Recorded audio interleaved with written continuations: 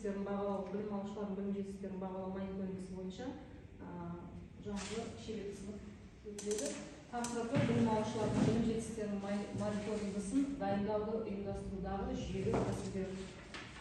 Енді бүгінгі біздің семинарымыздың мақсаты білім алушыларды ББЖ-ға жүйелі дайындауда мұғалімге қажет тәсілдерді ұсыну, тәжірибе алмасу.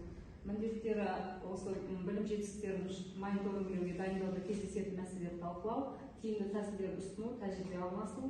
Енді күтілетін нәтиже осы білім жетістіктеріне бағалауда, дайындауда пән мұғалімдердің кездесетін мәселелер талқыланады, тиімді әдіс-тәсілдермен жұмыс жасау ұсынылады, және пән мұғалімдері қолданып жүрген әдіс-тәсілдермен тәжірибе алынсады деп күтіліп отыр. Енді жалпы біздің әдістемелік нұсқаулықтарымызда сыртқы бағалау 2022 жылдан бастап республикада мектептерде білім алушылардың білім жетістіктеріне мониторингі жүргізілуде. Білім алушылардың білім жетістіктерін бағалау Қазақстан Республикасының білім және ғылым министрінің 2021 жылғы 5 мамырдағы номері 204 бұйрығымен бекітілген білім алушылардың білім жетістіктеріне мониторинг жүргізу қағидалары негізінде жүзеге асырылады. Енді бұдан былайғы ББЖ деп айта берейік. ББЖ-ға білім беру ұйымдарынан тәуелсіз 4 және 9 сынып білім алушылары арасында мемлекеттік жалпыға міндетті жаңағы білім стандарты сәйкес білім сапасын жүйелі бақылау жүргізіледі. Енді мониторинг компьютерлік форматта жүргізіледі, бәріміз білеміз, сауаттылық 3 бағыт бойынша тест тапсырылады. Оқу және математика және жаратылыстану. Тест тапсырмаларының жалпы саны 4 сыныпта 30, ал 9 сыныпта 75.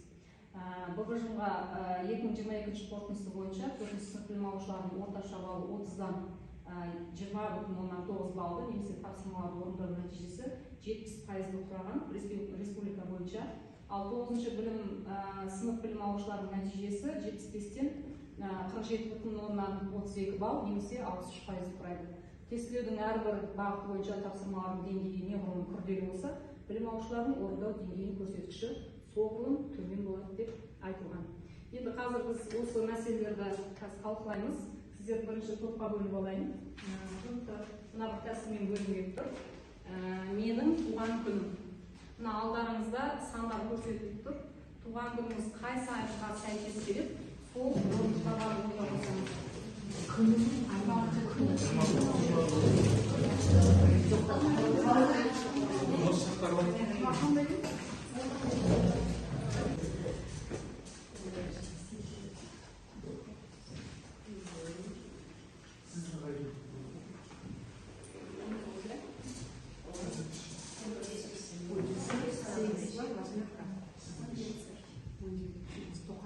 Енді білім алушылардың білім жетістіктерін бағалау, оқу сауаттылығы жаңа айтып 3 бағытта жүргізіледі деп.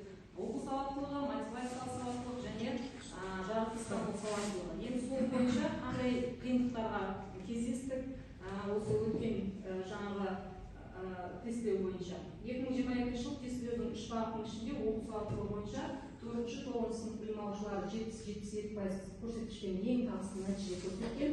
Тестке қатысушылар мәтінде анық берген ақпаратты, түйін сөздерді, кеңестерді анықталған тапсырмаларды орындауда жоғары пайыз көрсеткен. Сонымен бірге білім алушылар мәтін мазмұны мен оның элементтерін терең түсінуді және түсіндіруді талап ететін тапсырмаларды орындауда қиындықтарға тап болған. Бұл оқу сауаттылығы бойынша. Енді математикалық сауаттылық бойынша қиындық тудыратын тапсырмалар мыналар: математикалық модельдеу, жиындар, геометрия, статистика тапсырмалары.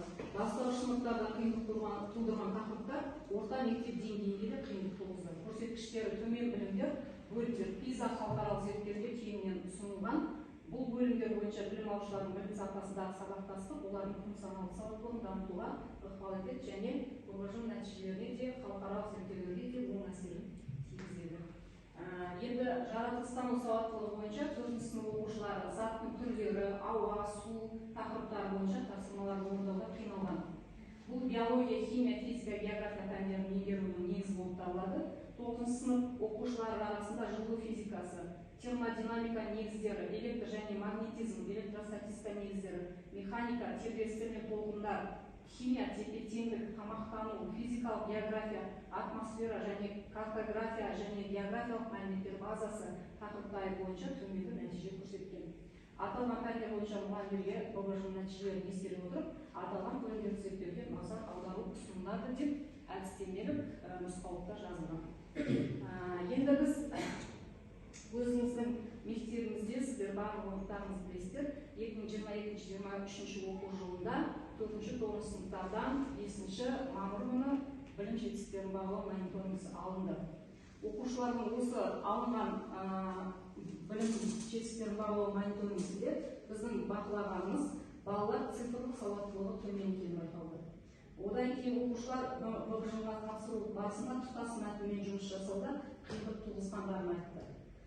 Мәтінде қажетті ақпаратты іздеу, ақпараттың үзінділері арасында байланысты табу, белгілі қарама-қайшы ақпаратпен жұмыс істеу, күрделі мәтінді түсіну, оларды түсіндіру, мәтін мазмұнына қатысты тұжырым жасау, осындай тапсырмаларды балалар қиналғандығын айтты.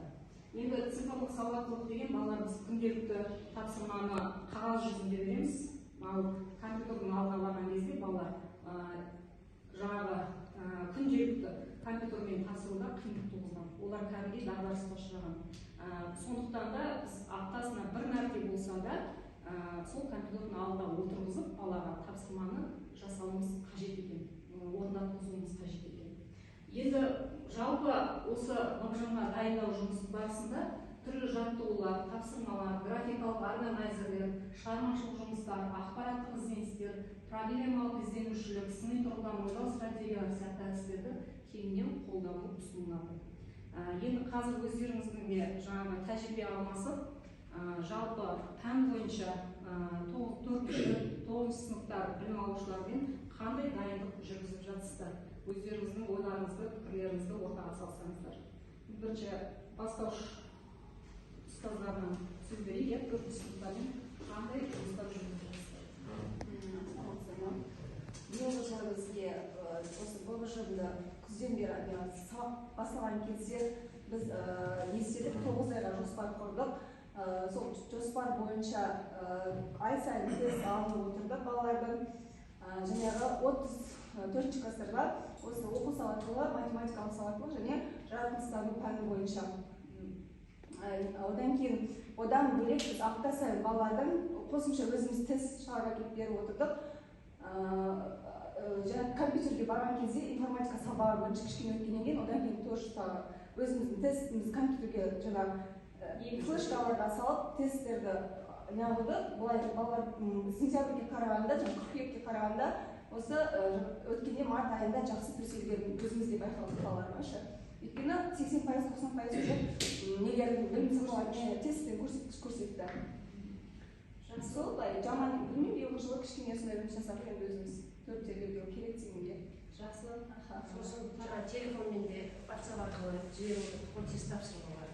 Сол арқылы да олар үйденде сілтемелер сонымен де дайындау. үй тапсырмасына да беру. Иә, үй тапсырмасына. Күнделікті қымыршақ қолдандық. Күнделікті жақсы. Рахмет. Ал слайд дайындап келдім. жаратылыстану бағыты бойынша, биология пәні жаратылыстану тәрбиесі сәлеметсіздігіне, яғни биология пәні бойынша білім алушылардың жаңағы білімдерін жетістіктер мониторинг, яғни биология пәні бойынша жүргізілген биылғы жылғы қорытындыны айтқым келіп отыр. Яғни жыл сайынғы негізгі ББЖ-ның тапсырмаларының 10% құпиялық режиміне шығарылып, оның ұлттық үйлестірушісі интернет ресурстарының тапсырмаларын және де оқу әдістемелік кешендері түрде жарияланып отырады екен. Осы бойынша желіден алдық. Яғни ББЖ-ның 2022-2023 жылдар қатысушы мектептердің түрлері, яғни бұл жалпы білім беретін мектептердің саны 2022 жылы 1187 болса, 2023 жылы 687-ні құраған. Ал гимназиялар 2022 жылы 171-ді құраса, 2023 жылы 81-ді құрайды. Лицейлер 2022 жылы 83 болса, 2023 жылы 79 лицейді құраған. Яғни бұл дереккөз Ахмет Байтұрсынұлы атындағы талдау білім беру зерттеу және де бағалау ұлттық орталығынан алынған. Енді зерттеу жұмысының жалпы мақсаты мектептегі биология пәнінің оқыту үрдісіндегі оқушыларға бағытталған педагогикалық технологияны пайдаланып, әртүрлі тиімді әдіс тәсілдерді пайдалана оқыту, сонымен қатар оның теориялық негіздеме анықтау, әдістемелік тиімділігін зерттеу болып табылады. Енді яғни осы білім алушылардың білім жетістігін биология пәні бойынша күнделікті сабақта қолданып оқытатын әдіс тәсілім бұл оқу танымды іс-әрекетке ұйымдастыру, сондай-ақ іске асыру әдістері, сөздік әдістері, соның ішінде әңгімелеу, лекция, яғни ауызша сабақтарды түсіндіру барысы, сондай-ақ көрнекілік әдістер, иллюстрация, демонстрация, яғни биологияда білесіздер, өте көп жаңағы актіні пайдаланып та немесе көрнекіліктердің түрі өте көп, яғни плакат түрінде де дидактикалық материалдардың көптігі соншалық балаға дұрыс ұғындыра білу болып табылады екен. Енді практикалық әдістер, яғни жазба жаттығулар, лабораториялық практикалық тәжірибелер, сондай-ақ бақылау, модельдеу және оқушылардың топтық жұмыс нәтижелері және де жұптық жұмыс нәтижелері деп өте маңызды деп білемін. Сонымен қатар биология пәнінен тесттік жинақтар, жаңағы айтқан ұлттық бірыңғай жаңағы мониторингтен жалпы алынатын 10% тестті жарияланымға салып отырып, әрдайым соны жаңартып, 7-9 сыныптар базасы аралығындағы осы тесттерді үздіксіз алып отырамын.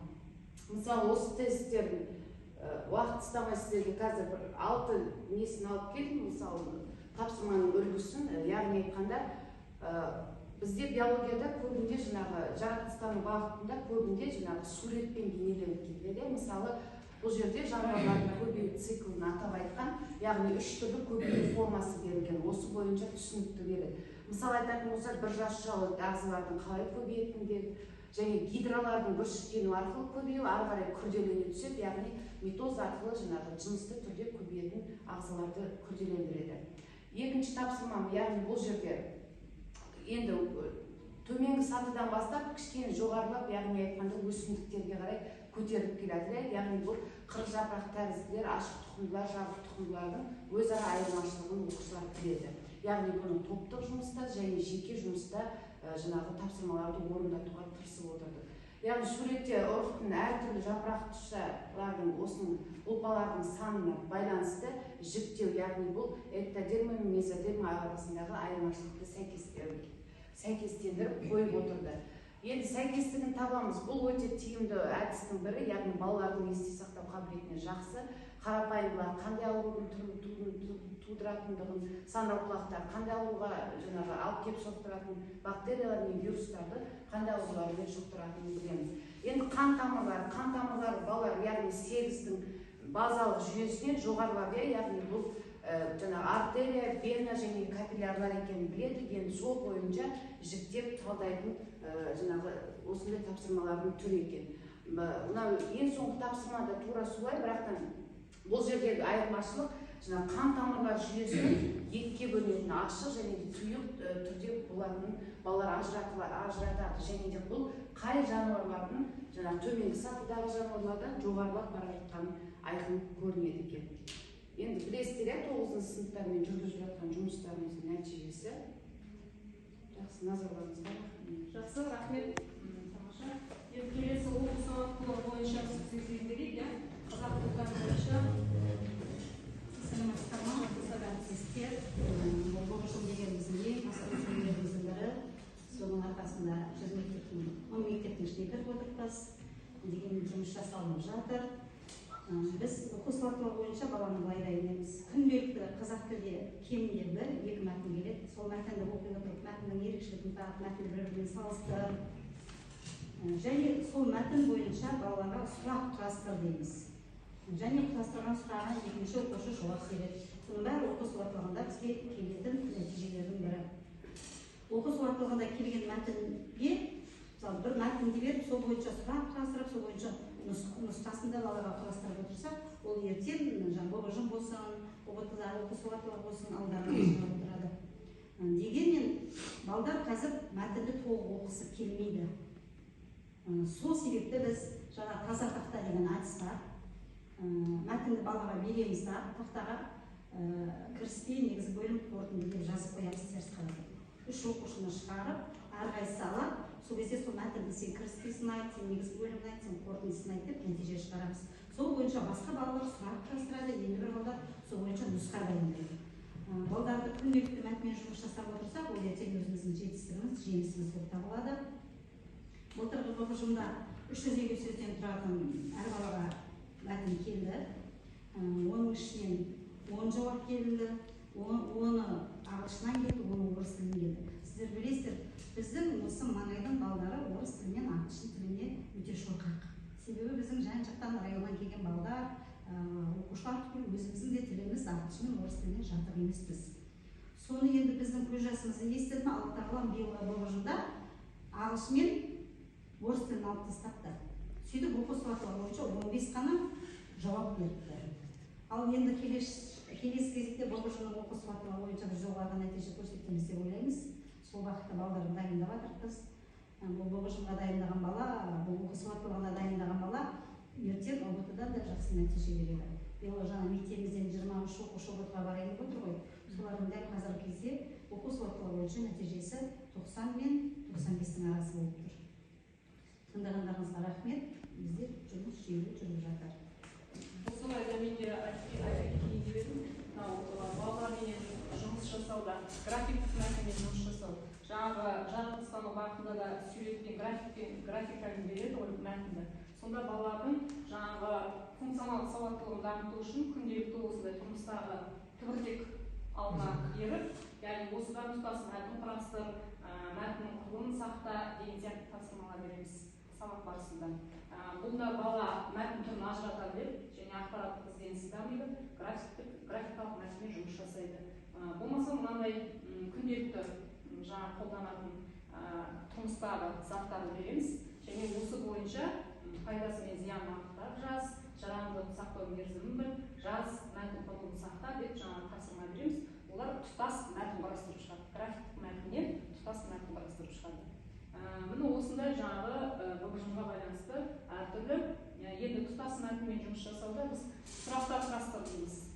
Мәтіннің кіріспе не спортының бөліміне байланысты жаңағы өзінің ойыңды жаз, сұрақтар құрастыр, лайықты тақырып қой деген сияқты тапсырмалар береміз. Енді соның күнделікті сабақтың 5-10 минутын тиім қалай бөлінеді, соған байланысты жаңағы КМЖ үлгісіне біз осы ББЖ тапсырмасын енгізіп отырамыз. Бір 5-10 минутқа балалар мәтінмен жұмыс жасауды меңгеріп отырады. Осыны жаңағы оқу сауаттылығында айта кетейін деген. Келесі орыс тілінен сөз кезегі Гүлмира әпкеге. Біз енді орыс тілінен көбінесе мәтінмен жұмыс жасайды. Мәтінмен жұмыс жасағанда бірінші, екінші сұрақ көбінесе мәтіннің ішінде жауаптармен тұрады. Сұраққа жаңағы определите основную мысль текста дегенде, или определите ключевые слова сочетания деген. Оны енді көбі оқушылар бізде қатты қиналмай оны шешімін табады. Бірақ арғай 4-5-10 сұраққа дейін көбінесе жұмыс грамматикамен кетеді. Сол кезде бізде қиыншылықтар басталады. Енді нақты қай сұрақтарға қиналып жаңағы анықтағаннан кейін соған біз енді қайта оралып, ережесін қайталап жұмыс жасауға шығысады.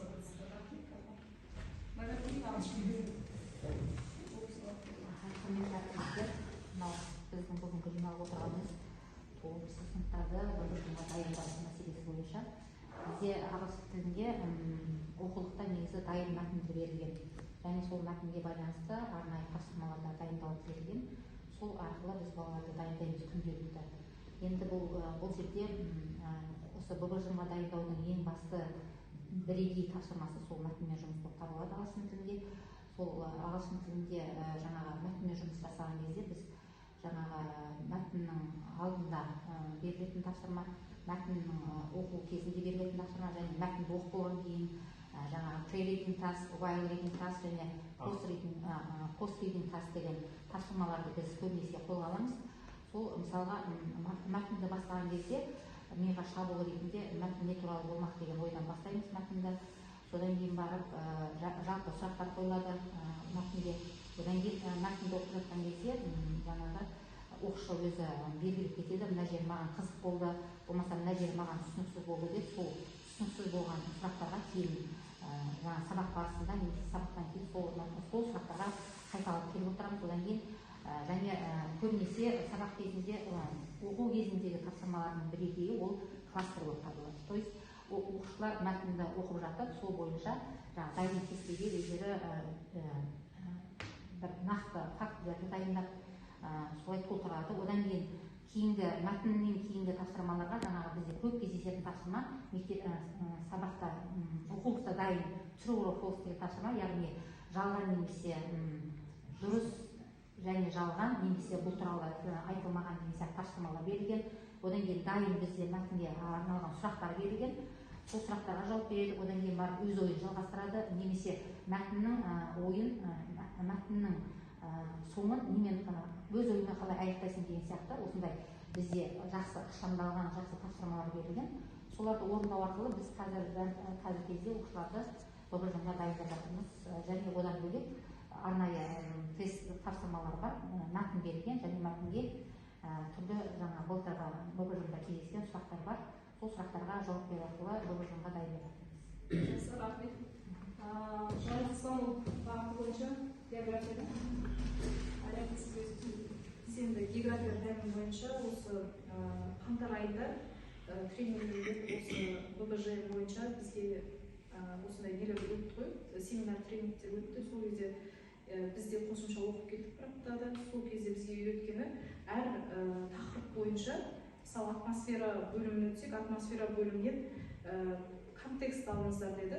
Контекст сол неге бағыттаушы, дәл жауабы сол да болмаса да бір контекст, сосын ары кетсе бір 4-5 тесттен тұратын сол тақырыпқа байланысты тест алып отырыңыздар деді. Әр тақырып бойынша. Сонда бала әр тақырыпты жаңағы бағыттаушы контекстпен және суреттермен, берілген графикалық суреттер болсын, сол бағыттаушы немен бала біліп отырады деді. Сонда әр тақырып өзінің деңгейінде меңгеріліп отырады деді. Сонда сол контекстке байланысты ары кеткенде 4-5 тест сұрақтарын құрап, қазір де жұмыс жасап жатырмыз. Сол бойынша көрген сыныптармен.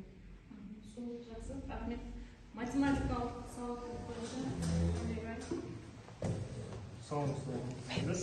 Бізде математикалық сауаттылықта негізінен логикалық есептер көп келеді. Біз ББЖ-ға дайындықты көбінесе КМЖ-ға сабақтың соңында 5 минут, 10 минут уақытта осы ББЖ-ның былтыр келген тапсырмаларынан бір есепті, сол есепке ұқсас екі немесе одан да көп есептерді кіріктіру арқылы дайындап жатырмыз.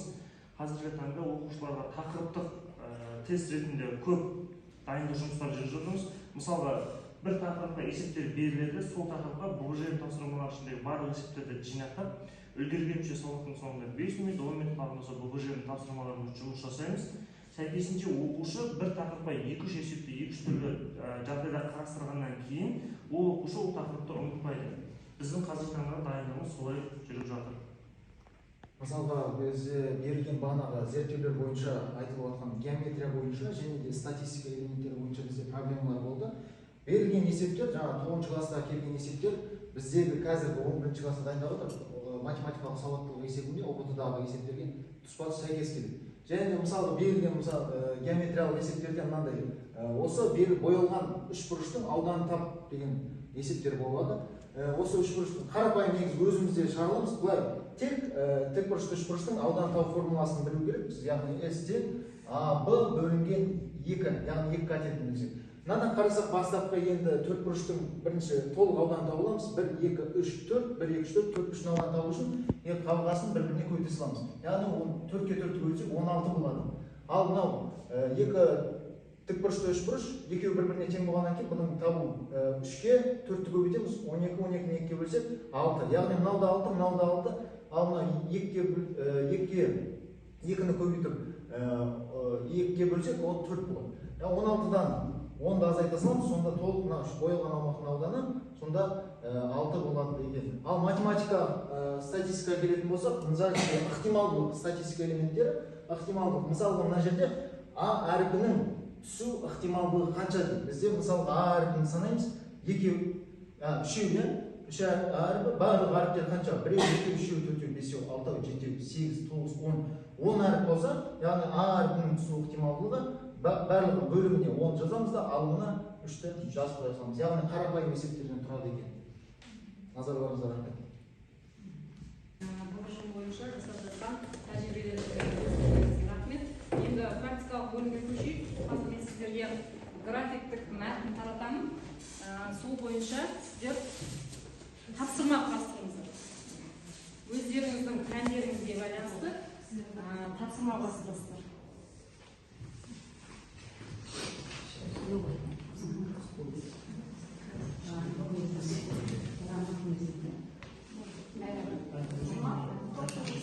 үлгісі бойынша тапсырма құрастырып, жоқ, әркім өз пәні бойынша. Иә. Оқу сауаттылығы бойынша жарқынстану математика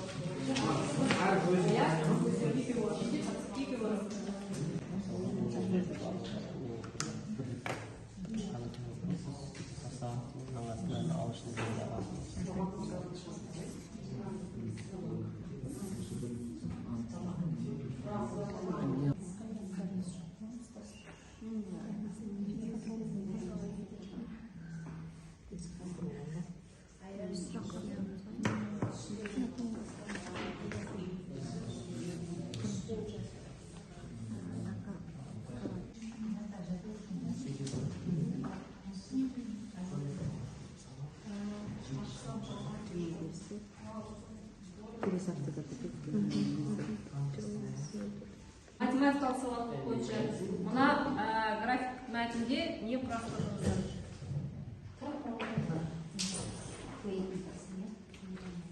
Бізде берілген енді бұның пішінін алып біз бізге орта сауат бізде куб деп алды, бірлік куб деп алды. Мысалға мынада бірлік кубінде ББЖ есептерінде А нүктесінен Б нүктесіне дейінгі қашықтық векторлар бойынша беріледі. Яғни сол қашықтықты табу тапсырмасы берілген. Яғни мынада берілген бірлік куб дегеніміз бірден түсінуге болады, бір қыры кез келген қыры бірге тең деген сөз. Яғни вектор бойынша есептеймізде берілген осы тапсырманың мәнін табамыз. Яғни мынада 1, 2, 3, 4, 5, 6 вектор берілген, 6 вектордың бір-біріне қосылысы 6 мәні және мәні 6 болып табылады. Ағылшын пәнінен, яғни бұл жерде йогурт ең бірінші зат, яғни біз йогуртты көреміз, оқушыларға береміз, олар не істейді? Ең бірінші нәрсе, so describe, use adjectives. What is the adjective? Adjective дегеніміз не? Ол бізде сын есім, яғни мынау затты сын есімдер арқылы, яғни сипаттап беруіміз керек. Яғни ағылшын тілінде сипаттап береді. So next, make the text with it with the verbs. Яғни олар келесіде осы, яғни йогурт арқылы олар өздері ағылшын тілінде текст жасау керек. Ол жақтағы барлық, яғни сөз таптары, зат есім, сын есім және де verbs бізде етістіктер арқылы солардың барлығын қоса отырып бізде текст, яғни мәтін жасайды. Next one, it's to make questions. What's the question? Question дегеніміз бізде не? Ол бізде сұрақтар. Яғни бізге йогуртқа байланысты сұрақтар қойылады. Мысалға, this is healthy or unhealthy? Яғни ол біздің денсаулығымызға пайдалы ма, әлде пайдасыз ба? Яғни қасында отырған оқушыларға сұрақ қоя отырып, яғни бұны не істейді? Зерттейді. Яғни ол өз жерінде бізде speaking дамиды. Яғни speaking деген бізде сөйлесуді алысты. Кеттік. Special WH question, yes no question. Special деген бізде, яғни арнайы сұрақтар, WH әрпінен басталатын сұрақтар, yes no деген иә жоқ сұрақтары. Тура осындай сұрақтарға байланысты қылып, бұл жерде йогуртты сала отырып, яғни құрау қажет. So, force, think and imagine. Яғни келесі ойлан, және де оны елесте. Сен осы яғни йогурт арқылы бір өзің ойыңнан, яғни ситуация ойлап табуың қажет. Және де оны сен басыңда, яғни ең бірінші басыңда ойластырып болғаннан кейін топпен отыратын болса, топта оны яғни рөлге бөлу арқылы, яғни көрсету керексің. Рөлге көрсету кезінде қайтадан бізде, яғни speaking ары қарай дамиды, біздің сөздік қорымыз ары қарай көбейе береді. So, тамаша, рахмет. Тапсырма бойынша орыс тіл пәнін берейік. Мына қорап бойынша қандай тапсырма тапсырдыңыз?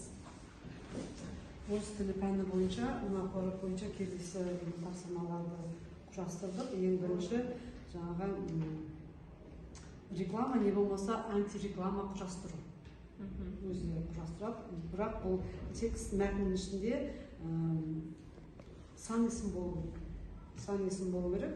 И сан есімнің разрядын анықтау керек. То есть в тексте должны использоваться числительные, и мы должны определить разряд числительных. И екінші тапсырма ол жаңағы темекінің жағымды немесе жағымсыз жағдайы. Жазу керек, анықтау керек. Тек қана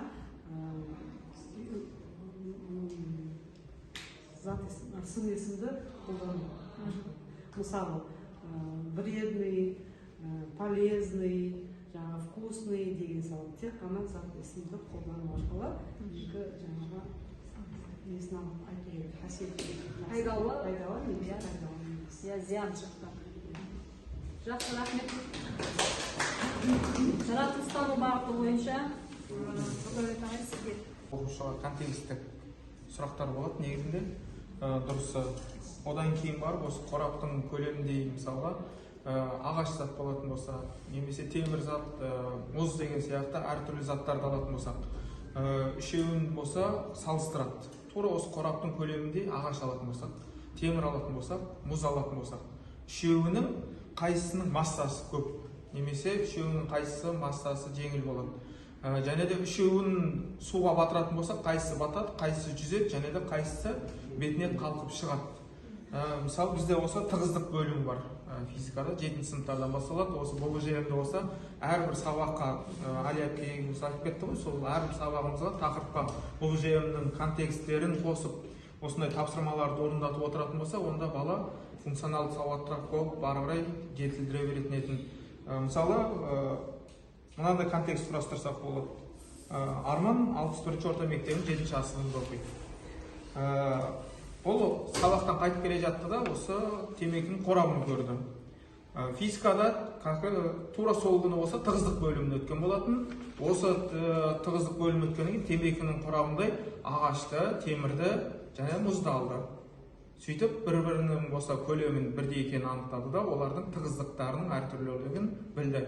Архимедтің заңына сәйкесінше темір ол судың түбіне кетеді, мұз жүзеді, және де ағаш бетінде қалқып шығып жүретінін анықтаған болатын. Осы сияқты контексттер қолданылатын болады. Сұрақтар құрастырдым. Балаларға айран неден жасалады? Бірінші сұрақ, екінші сұрақ айранның қандай өнім алынады? Үшінші айранның құрамында қандай витаминдер бар? Осы сұрақтарға оқушылар жауап береді. Ал математика сауаттылығы бойынша есеп құрастырдым. Шартты есеп. Мараттың қалтасында 1000 теңге бар. Айран 350 теңге тұрады. Ол магазиннен 2 айран алды. Мараттың қалтасында неше теңге қалды? Ол жаңағы 1000 теңге, 350 теңге қосамыз, 700 теңге болады. Оны 1000 теңгеден алғанда Мараттың қалтасында 300 теңге қалады. Оқу сауаттылығы бойынша мына графиктік мәтін оқушыға осыдан тұтас мәтін құрастыр дейміз. Оқушы мәтіннің бөліктерін сақтай отырып тұтас мәтін құрастырады.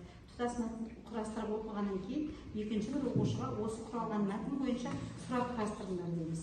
Екінші оқушы сұрақ құрастырады, жаңағы қолдауды қажет ететін оқушы сол сұраққа жауап береді. Сол кезде тұтас мәтін талданады. Ал енді бір жаңағы дарынды оқушыларға сол құрастырылған сұрақтың негізінде нұсқа дайындаймыз. Ол жаңағы 5 бөлімнен тұратын нұсқасын дайындайды. Сонда ол оқу сауаттылығы бойынша осы тұтас мәтіннен 5 жауапты нұсқа дайын болады. Ал жаратылыстану бағыты бойынша, мысалы биология пәнінен осы айранды оқушыларға тапсырма ретінде беретін болсақ, бұл жерде бұл өнімнің жарамдылық мерзімі қанша уақытқа созылатынын айқындайды. Бұның тағамдық құндылығында құрамында нелер кездеседі, яғни қалыптандырылған сүт, айран ұйытқысы, сонымен қатар сүт қышқылы, микроорганизмдер, ақуыздар мен нәруыздар, сондай-ақ майдың кездесетінін анықтайды. Және сақтау температурасы жабылған уақытта қанша уақыт, ал ашылған кезде қанша тәулік ұстайтынын айқындайды. Енді бұл жерде тапсырманың түрі өте көп тапсырма алуға болады, бірақ жай ғана біз қазір сәйкестендіруді алдық. Мысалы айтатын болсақ, сақтау мерзімі, сондай-ақ тағамдық құрамы және де жарамдылық мерзімі. Балалар өзара осы сақтау мерзімі мен жарамдылық уақытын өзара айыра білу керек, және бұны дұрыс түрде сәйкестендіре алу керек. Осындай күнделікті сабақта осындай тұрмыста қолданылатын заттарды берсеңіздер, балалардың күнделікті функционалдық сауаттылығы осыдан дамиды. Олар жаңағы әрбір нәрсесіне мән беретін болады. Енді сіздерге ұсыныс, сіздер осы бүгінгі семинардан өзіңіздің тәжірибеңізге септігін тигізер, қандай қорытынды жасадыңыздар? Бір-екі ауыз сөзбенен өз ойларыңызды, пікірлеріңізді білдірсеңіздер. Сіздер қандай қорытынды жасадыңыз? Басталма?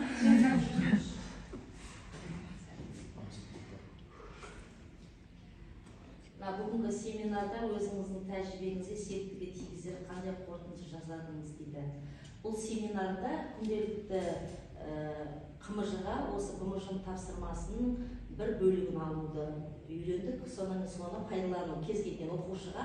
Мысалы, әсіресе мен енді қазақ тілі әдебиеті пәні мұғалімі болғандықтан графикалық мәтіндерді кез келген сабағымның соңында 1-3 минуттарды алып қалып, графикалық мәтінді құрастыруды, қалыптастыруды үйрендім. Аларым мол болды осы бүгінгі шеберлік сыныптан. Бүгінгі шеберлік сыныбынан өзімнің аларым өте көп болды.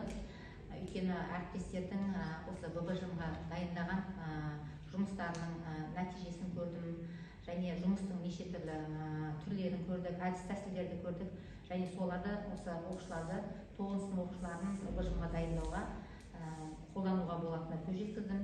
Аларым көп болды, үлкен рахмет. Құрметті әріптестер, бүгінгі шеберлік сыныпқа атсалысып қатысқандарыңызға үлкен рахмет. Абай атамыз айтқандай, ақын жүріп анықпас, еңбегін кетпес далаға, ұстаздық еткен жалықпас, үйретуден балаға дейді. Біз де осы білім алушылардың білім жетістіктерін бағалау мониторингісінде үлкен жетістіктерге жете білейік деген оймен бүгінгі семинарымызды аяқтаймыз.